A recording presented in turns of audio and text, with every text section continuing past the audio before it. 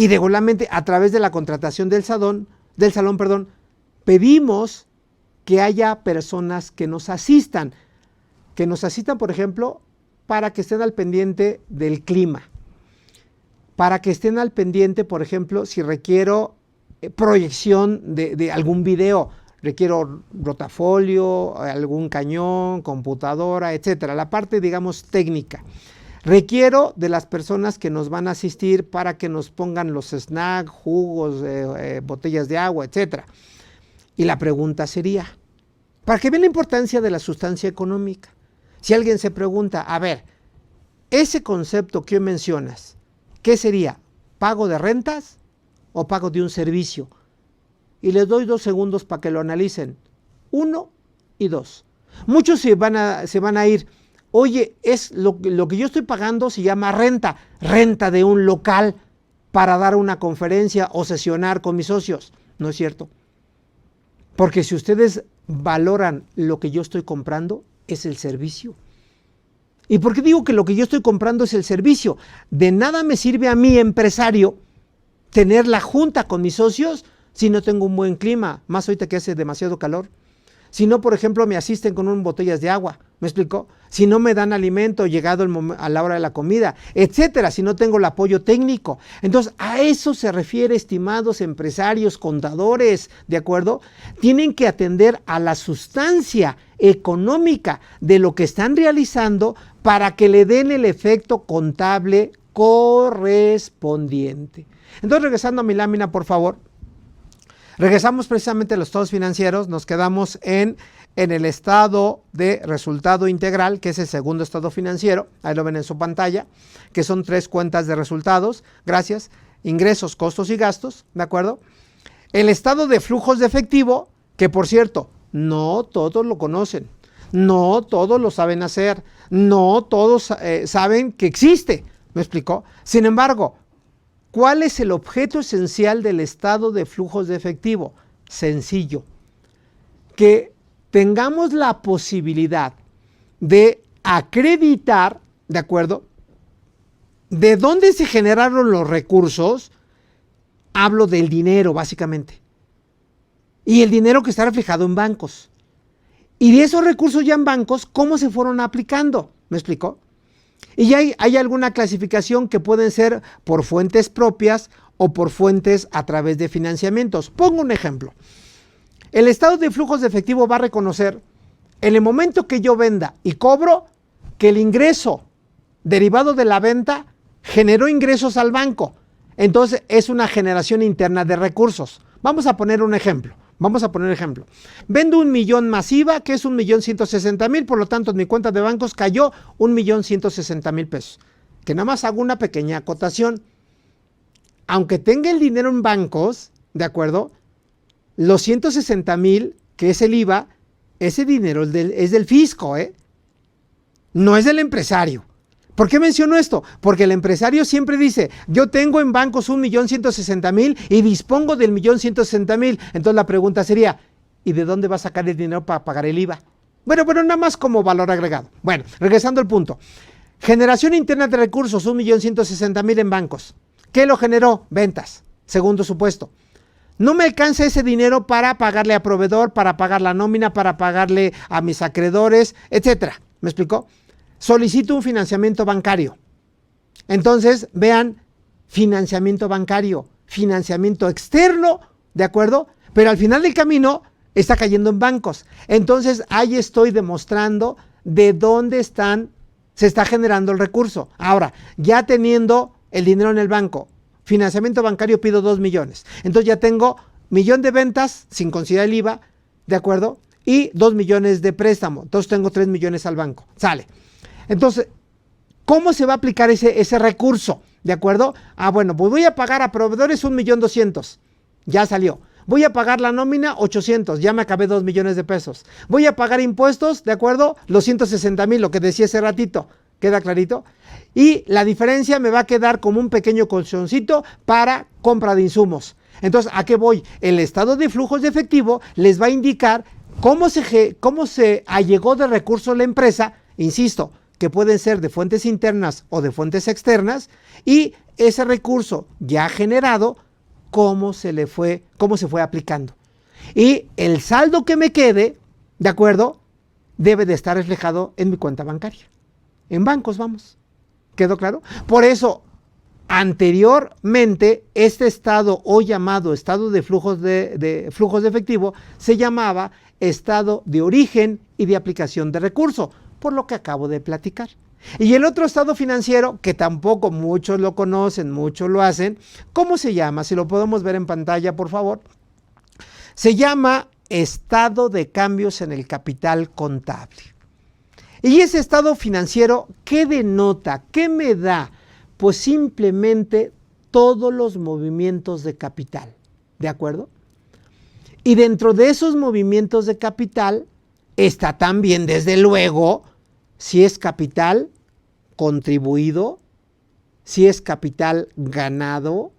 Insisto, doy un poquito de conceptos técnicos para los que más o menos ya tienen un conocimiento previo de la contabilidad.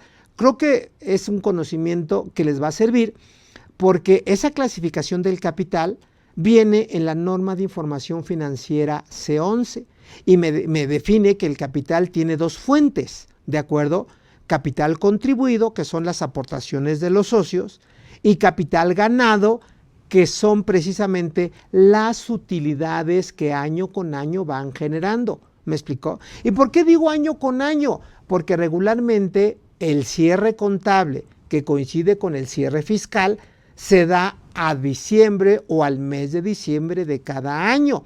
Y yo decía en mis primeros comentarios de esta sesión, de este curso, que una de las obligaciones que se tiene que ver reflejado en estados financieros, acreditar que su negocio, que su empresa, que su entidad económica es rentable. Y la capacidad de rentabilidad se ve reflejado en el capital contable a través de las utilidades. Entonces, vuelvo con mi ejemplo. El estado de cambios en el capital contable denota, por un lado, el seguimiento de las aportaciones de los socios, el seguimiento y la acumulación de las utilidades o las pérdidas que vaya teniendo la empresa.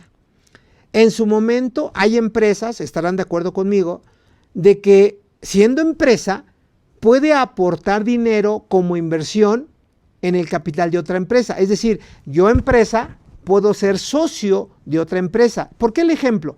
Porque siendo empresa puedo recibir dividendos. ¿Sí me explicó? Y todo eso, repito, se tiene que reflejar en este estado financiero.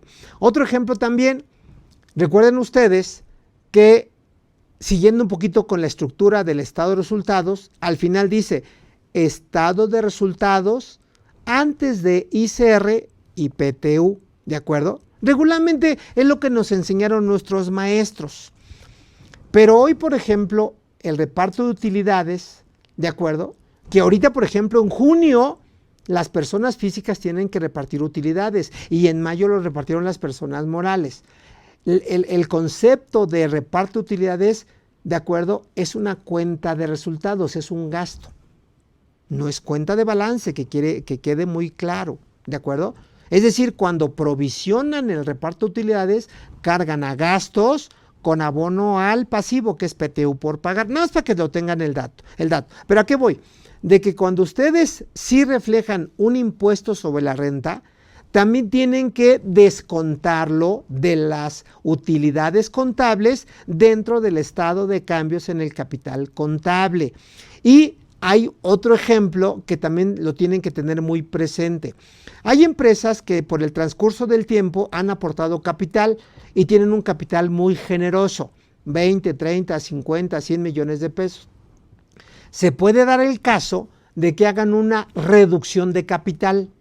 Entonces, al reducir su capital, también afectan obviamente, sus aportaciones o su capital a una fecha determinada. ¿A qué quiero concluir o a qué quiero llegar con todos los comentarios? Todo lo que incida directamente en la cuenta de capital, retomando para que tengan el dato, aportaciones de capital, aportaciones para futuros aumentos de capital soportados con una acta de asamblea, ¿de acuerdo? Capitalización de pasivos que también se da y afecta al capital, ¿de acuerdo? El impuesto sobre la renta que generen año con año si es que pagan impuesto de la renta, ¿de acuerdo? Las reducciones de capital que hagan, la creación de reservas, las utilidades del ejercicio, las pérdidas de ejercicio anteriores, etcétera. Todo lo que tenga que ver con la cuenta de capital contable se tiene que reflejar en este estado financiero así llamado estado de cambios en el capital contable. Y ese estado financiero tiene que checar al 100% con una cuenta que va en mi balance general llamada así capital contable. Y es una forma de ir cruzando los diferentes estados financieros. Por ejemplo, cuando yo tengo el estado de resultados, que como lo he señalado ya en varias ocasiones, que son ingresos, costos y gastos, llego a mi utilidad del ejercicio. Le quito el impuesto sobre la renta, me queda una utilidad neta. Esa utilidad neta, ¿dónde se va a reflejar en otro estado financiero? Pues desde luego en el balance general. Entonces ahí está otro ejemplo de cómo pueden ir interactuando los estados financieros. ¿Y qué decir del estado de flujos de efectivo? Identifico origen y aplicación de recursos. Repito por segunda ocasión, el saldo que me queda en ese estado de flujos de efectivo tiene que ser el mismo saldo de la cuenta de bancos. ¿De acuerdo? Entonces, otro aprendizaje, 4 estados financieros básicos y la idea es que se sienten con su contador y de ser posible hagan el esfuerzo de cada mes, cada año, ¿de acuerdo? Elaboren estos 4 estados financieros, que los que se están sumando al curso, estamos señalando en esta lámina cuáles son los requerimientos mínimos que en materia contable debe llevar cualquier entidad económica. Qué bueno que aparece a cuadro. Pólizas, 4 estados financieros, ¿de acuerdo? Que ya los acabamos de platicar a grosso modo. Y también deben llevar 4 libros de contabilidad, que muchos nada más llevan 2, hoy no, tienen que ser 4 libros de contabilidad. ¿Cuáles son esos libros de contabilidad? Ahí está.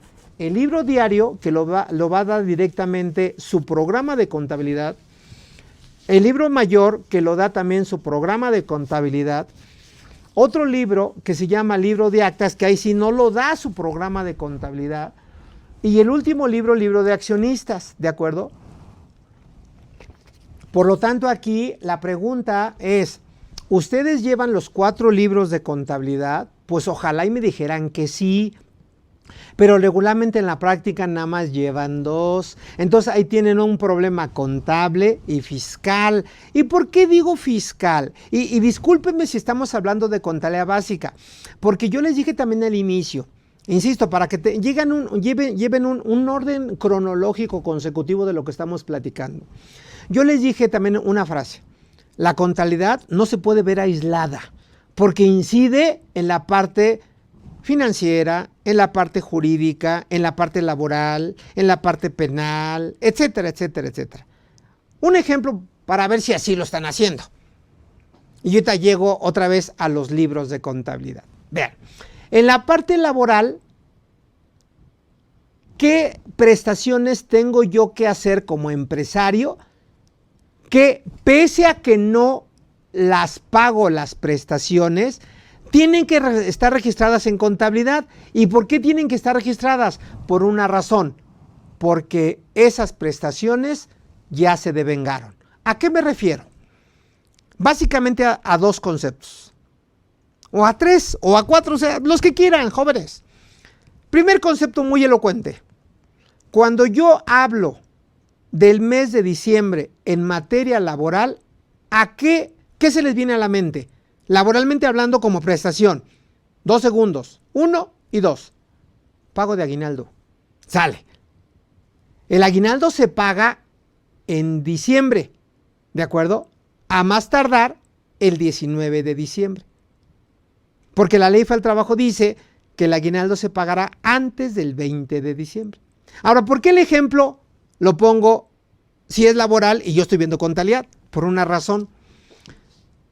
El artículo 89 de la Ley Federal del Trabajo dice que el aguinaldo se debe de pagar inclusive a los trabajadores que dejan de laborar antes del mes de diciembre a través de una prestación que se llama finiquito.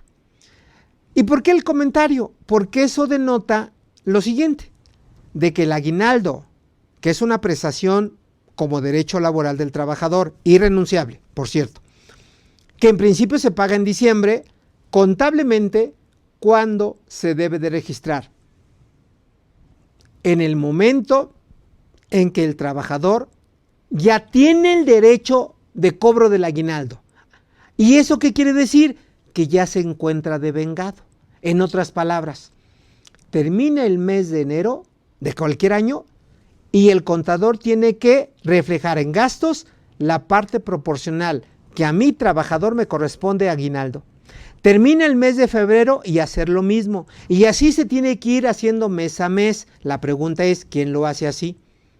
¿De acuerdo? ¿Y por qué se tiene que hacer así? Porque el gasto ya se conoce, el gasto ya se devengó, es un derecho del trabajador que ya, ¿de acuerdo?, puede exigírmelo en cualquier momento. Por eso dije, si hoy dejo de laborar, hoy el aguinaldo ya debe de estar reconocido en la contabilidad y tiene que estar reconocido el importe que yo tengo derecho. ¿Me expliqué? Por lo tanto, si no está debidamente registrado en contabilidad, el aguinaldo en su momento cuando se pague no es deducible. Vean la importancia. Entonces, aquí el punto es, ¿quién realmente refleja en la contabilidad un derecho en materia laboral ya devengado? Que es el ejemplo del aguinaldo. Segundo ejemplo, decía que iba a poner 2 o 3 o 4 ejemplos. Lo mismo pasa con las vacaciones, amigos. La Ley Federal del Trabajo dispone que cumplido un año de trabajo, el trabajador tiene derecho por lo menos a 6 días de vacaciones, ¿de acuerdo?, con goce de salario íntegro y de manera adicional, ¿qué me van a pagar? Un concepto llamado prima vacacional, que también es un derecho del trabajador. Por lo tanto, a partir de que yo ya cumplí un año laboral, ¿de acuerdo?, y tengo derecho a exigir el cobro de mis vacaciones, esas vacaciones ya tienen que estar registradas en la contabilidad. ¿Me expliqué?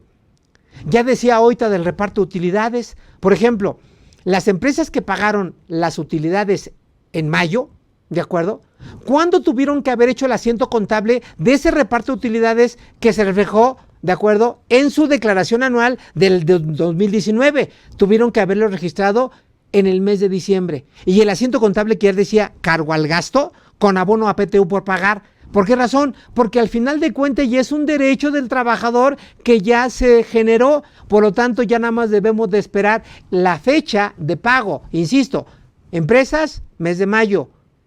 Personas físicas, patrones, mes de junio.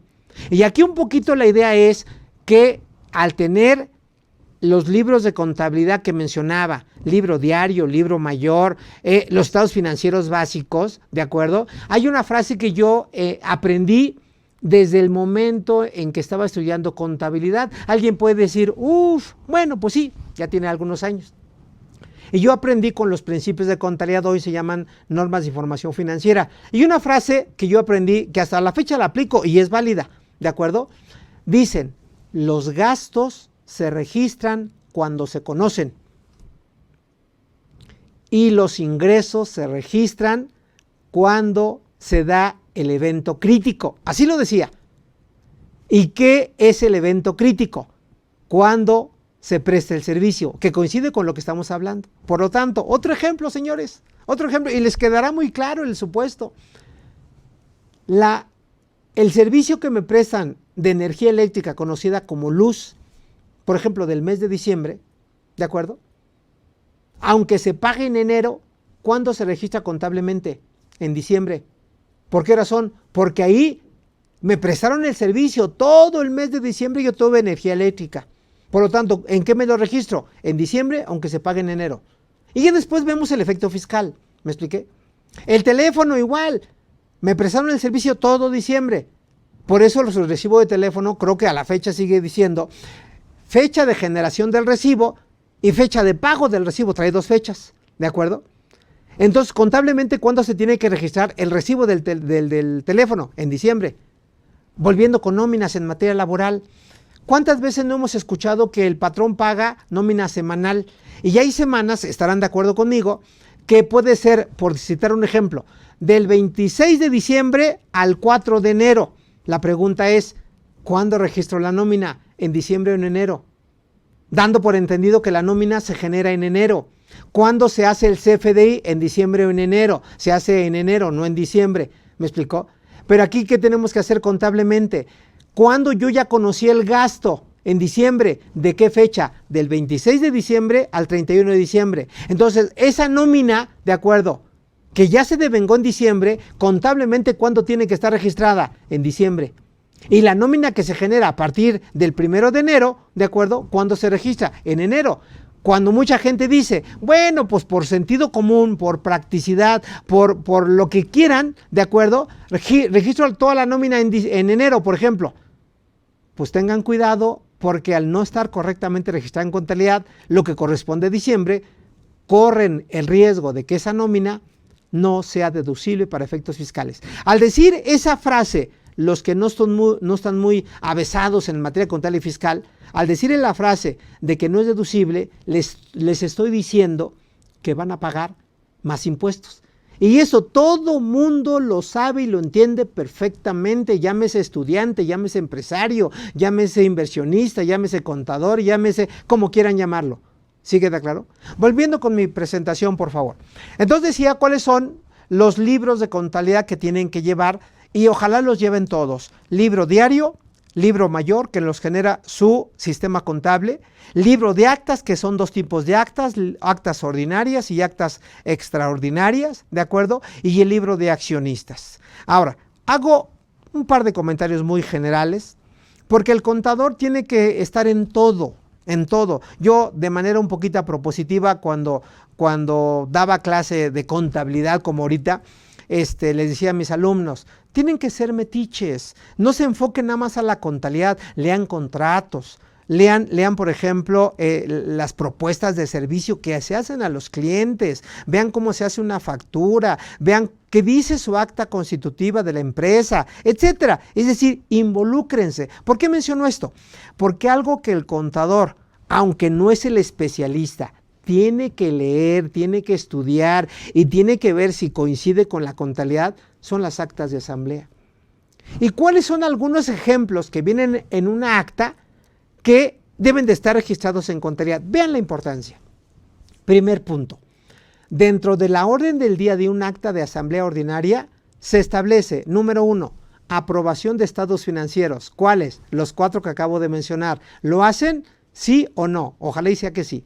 Número 2, se establecen ahí en el acta de asamblea ordinaria, dentro de la orden del día, los emolumentos al comisario y al administrador. Por eso es importante que lean su acta constitutiva. Y al decir emolumentos es las cantidades que van a pagar por el servicio que me están prestando. Y eso tiene que estar en la contabilidad, claro. ¿Les tengo que quitar un impuesto a la renta? Claro. ¿Tengo que generar un CFDI? Claro. ¿Sí me expliqué?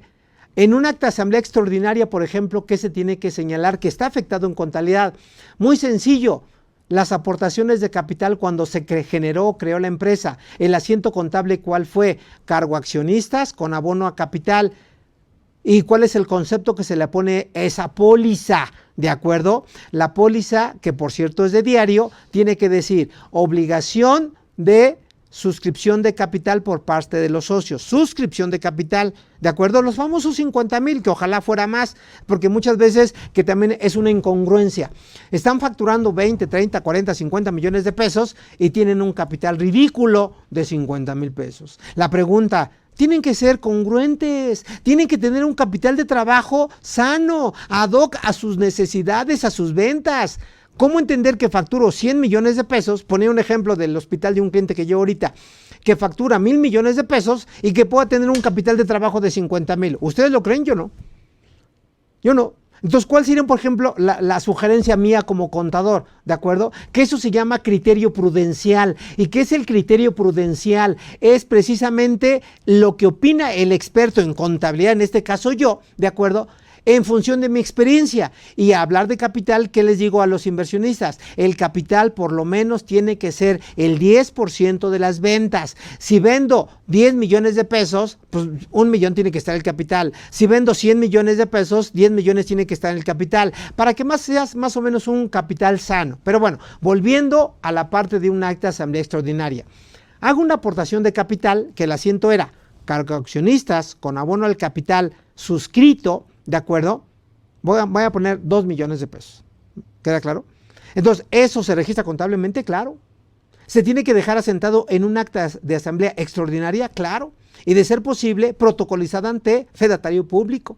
Y segundo asiento, ya que se exhiba el capital. Exhibir, ¿qué quiere decir? Pagar el capital.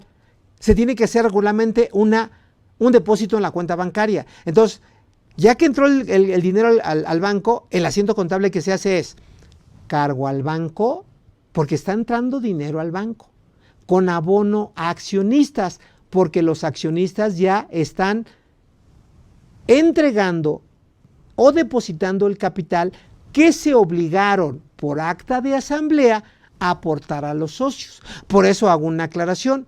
La cuenta de accionista, que si bien es cierto es una cuenta de activo, no se considera como una cuenta por cobrar, porque los accionistas no le deben a la empresa. Los accionistas solamente no han cumplido en su momento con la obligación de aportar el capital que se obligaron en su momento. ¿Queda claro? Entonces, ahí está un poquito la filosofía. No es que yo quiera hacer que trabajen más o se metan en cuestiones que son de abogados, no, señores. Simplemente de la información de los contratos o de la información que viene en las actas de asamblea, tomen lo que corresponde a su contabilidad para que generen información real, fehaciente y lo más importante, para tomar decisiones. Entonces, aquí viene otra frase, otra pregunta que se tienen que hacer ustedes. ¿Realmente llevan los estados financieros correspondientes? Ojalá y la respuesta sea que sí, ¿de acuerdo? ¿Llevan los 4 libros de contabilidad? Ojalá y la respuesta sea que sí. Hoy, por ejemplo, yo, de manera adicional, ¿qué les digo a mis clientes? Que tienen que tener físicamente los títulos accionarios, es decir, las acciones.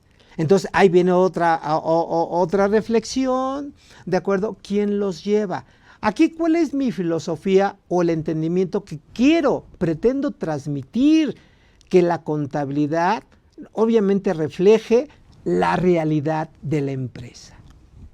Ahora, me salgo un poquito de esta lámina porque me falta nada más un punto, que son los contratos, que ya lo he mencionado, ¿de acuerdo? Que es sugerencia que los lleven, ¿de acuerdo? Para que no tengan problemas ni con sus clientes, ni con sus proveedores, ni con el fisco, ni con nada. Y de ser posible los contratos, lleven ante notario público para que acrediten fecha cierta, es decir, que la operación se llevó a cabo. Pero bueno, aquí el comentario que les iba a decir cuando yo citaba la información financiera que hoy viene en sus estados financieros muestra la realidad de la empresa, y lo someto a su consideración. Respóndanse ustedes, sí o no. Los que digan que sí, los felicito. Los que digan que no, pónganse a trabajar en los elementos que acredite la negación o la respuesta del no. Es decir, a lo que les haga falta. Pero yo, independientemente de lo que hayan contestado, yo les podría decir, de acuerdo a con muchos años de experiencia personal, de que lamentablemente al hablar del balance general no muestra la información financiera veraz y congruente con su empresa. ¿Por qué razón? Porque no tienen registrado un concepto que viene en la norma de información financiera C8, que se llama activos intangibles. ¿De acuerdo? Voy a poner un ejemplo, aunque me disculpo, hoy que sale en pantalla, vean, aquí dice la marca, ahí se ve a cuadro, ¿de acuerdo? Se ve a cuadro. Marca, dice aquí Bonafón, ahí la alcanzan a ver ustedes. No es comercial y discúlpenme, la quito de a cuadro. Marca Bonafón. Aquí, por ejemplo, es un ejemplo simplemente didáctico. Aquí, si ustedes alcanzan a ver, dice Kleenex, que es una marca. Si veo mi reloj, dice Timex, que es una marca. ¿Queda claro? Si veo mis zapatos, a lo mejor son de marca, como dicen algunas chicas. En fin, si veo mi celular, que es un iPhone, es una marca. La manzanita es una marca. En fin, ¿por qué menciono esto? Porque esas grandes empresas, posiblemente, no lo sé, tengan registrado su marca, acabo de poner algunos ejemplos, en sus estados financieros, que eso se llama activos intangibles. ¿Y por qué el ejemplo es importante? Porque si ustedes en su empresa no tienen reconocido el activo intangible, sus estados financieros, en particular su balance general, no está reflejando la realidad de lo que vale su empresa frente a terceros.